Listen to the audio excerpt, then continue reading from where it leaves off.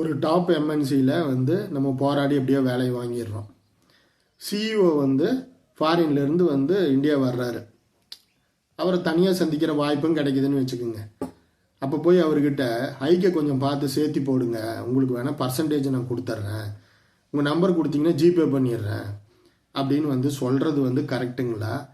இல்லை அப்படி சொன்னால் தான் அவங்க என்ன பண்ணுவாங்க?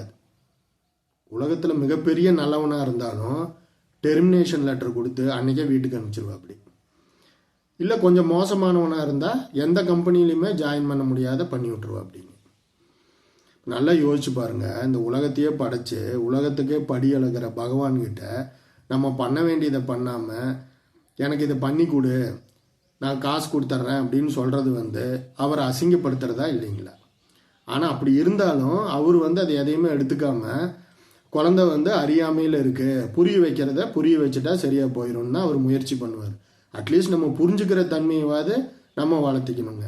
அது வளர்த்திக்கிட்டோம்னா புரிய வேண்டியது அத்தனையும் புரிஞ்சு செய்ய வேண்டியது அத்தனையும் செஞ்சு சந்தோஷமான வாழ்க்கையை ஆட்டோமேட்டிக்காக நம்ம வாழப்போம்.